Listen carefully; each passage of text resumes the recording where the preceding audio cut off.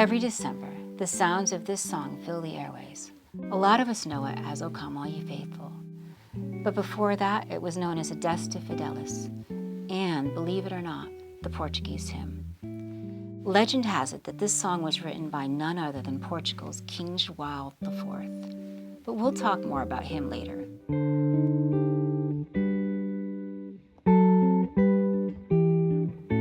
As Americans, we're constantly amazed by the history of Portugal.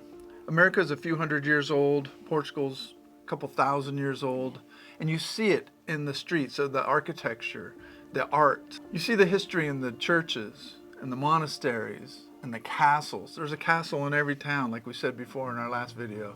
It's amazing to see. There's so much history in Portugal. In fact, the oldest reference to a musician in Europe comes from Portugal, from a guy named Andrew, Prince of the Singers, who lived from 489 to 525. You know, the Moors took over Portugal in the 700s, so many of the castles in Portugal are Moorish, or their original footworks were Moorish castles. And you know those blue and white tiles that cover many buildings in Portugal? Those are called azulejos, and they're Moorish. These tiles are heavily influenced by Arab cultures with their geometric style and flower motifs. Even today, azulejos have a large influence on local street art. A lot of street art is inspired by giving a modern twist to these classic azulejo styles. As musicians, one of the things we find really interesting is that many of Portugal's pivotal moments came about by music. Yeah, or they came about at a time of intense creativity. From the early kings all the way through the Carnation Revolution, music played a pivotal role in Portugal's history. One of our favorite kings is the farmer and poet king, Denis. He started his reign in 1279 and he ruled for 46 years. We mentioned Denis in our last video because he made his home in the castle in Leiria. Denis made Portugal a strong, prosperous nation, and he did it by being creative. He was a prolific poet, songwriter, and a true friend of the troubadours who regularly entertained at the royal court. Denis's court was a refuge for poets and minstrels from all over the Iberian Peninsula and beyond. During that time in history, minstrels and troubadours traveled from one court to another, singing songs of both romantic and brotherly love. Denis also joined them with his own poetry and music. So far, historians have found almost 300 poems and songs written by Denis. In fact, the oldest record of Portuguese secular music was written by King Denis. It's a medieval love song, a style that Denis helped to make popular. The original document of his song is known as the Shar parchment. It even includes musical notation. This is the first time notation has ever been found in love songs.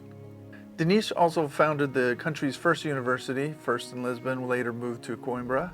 Yeah, and he also made Portuguese the official language of the country. During his rule, Lisbon became one of Europe's centers of culture and learning. He made a lot of choices that brought ongoing prosperity to Portugal. And he signed a treaty that brought peace between Castile and Portugal for 40 years. And when you look at the castles around Portugal, you may see Denis's work. He ordered the building of many castles, and he personally involved himself in each project. His designs were always innovative, and the construction often had decorations and fine details on the battlements and towers. This was unlike any other buildings of that period. Denis's wife, Elizabeth of Aragon, was also pretty amazing. She was so kind that she was canonized as a saint of the Roman Catholic Church. She inspired the king to help improve the lives of the poor and gave much of her massive income to charities. A short time after Denis, Portugal innovated a new kind of ship called a caravel. It was fast and light. Nothing had been built like it before. Soon explorers were off discovering lands that no one in Europe had seen, and the age of discovery had begun. Among the first lands to be discovered were Madeira and the Azores. And interestingly, from Madeira, one of those ships took off and went to Hawaii, and the Portuguese would get out and sing on the streets with their 4-string small guitars. The Hawaiians loved it. The Portuguese left all their guitars, and thus became the ukulele. Basically, the Portuguese invented the ukulele.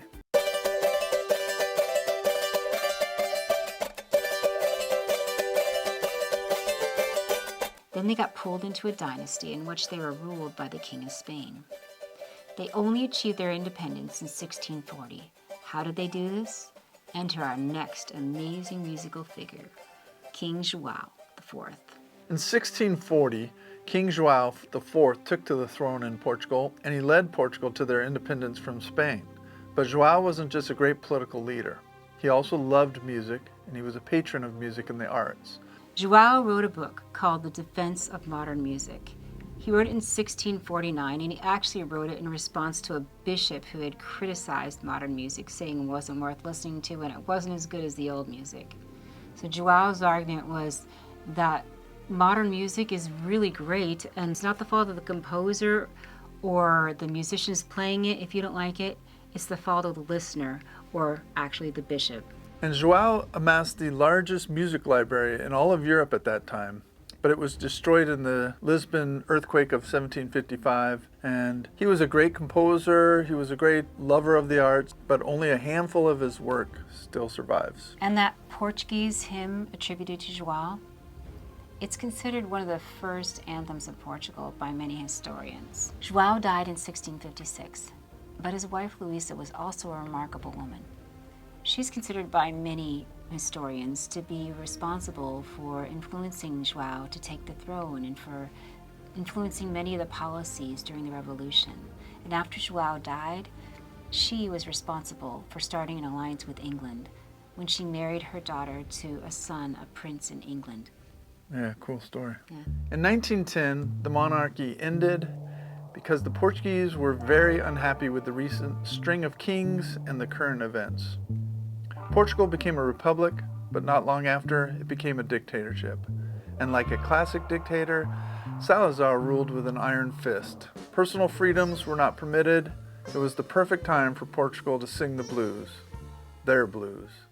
Fado. It's Fado, which is kind of, let me say, kind of your Portuguese blues, you know. Fado, I think, it's fate. And it's all about lost love, and it's very dramatic. You go to the Fado club and it's very smoky, and then out comes this beautiful, beautiful girl dressed in black. She winds up her dress like this, like they all do. And then they close their eyes and start emoting. Fado tells the stories of love, loss, and longing. It began in the early 1800s in Lisbon. It sang its way through the narrow streets of Alfama, the oldest neighborhood in the city. The melancholy songs sung by sailors, dock workers, and prostitutes reflected the hardships they faced. Just as American blues have at their foundation the guitar, Fado uses the Portuguese guitar. It has a unique shape and sound. Fado players use finger-picking techniques to add even more emotion to the music. The Portuguese word saudade is really important in Fado.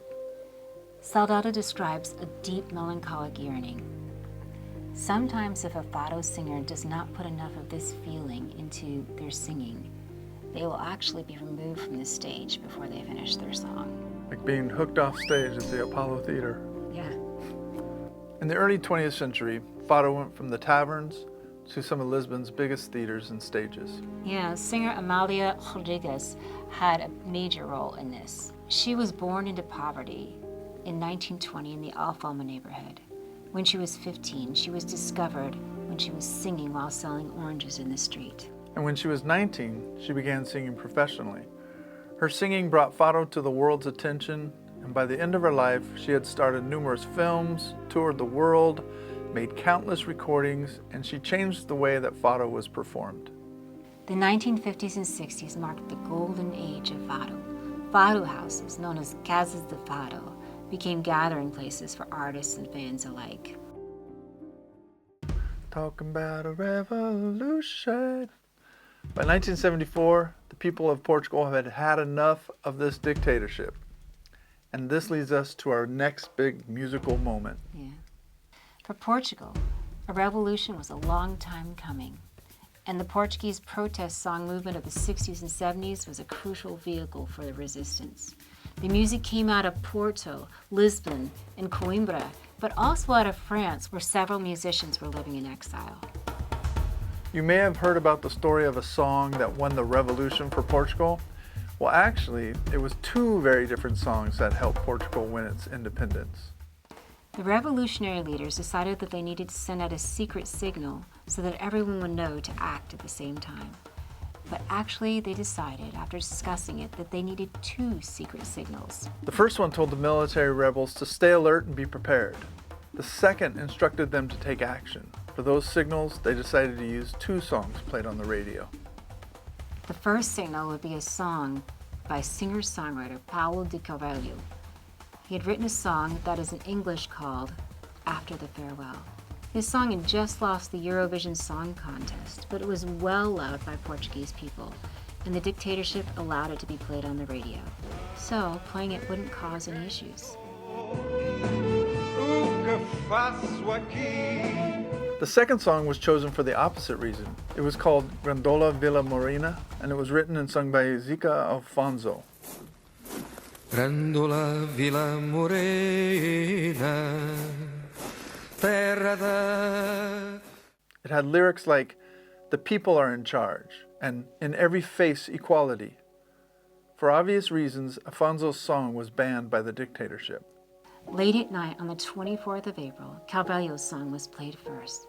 The rebel captains and leaders got prepared to move.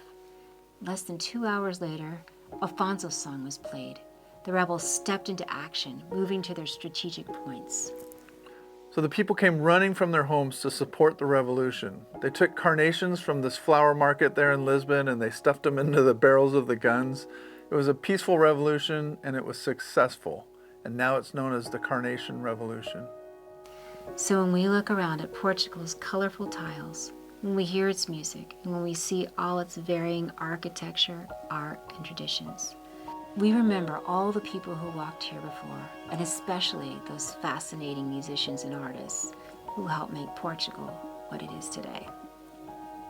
Thanks for watching the video. We'll see you on the next one.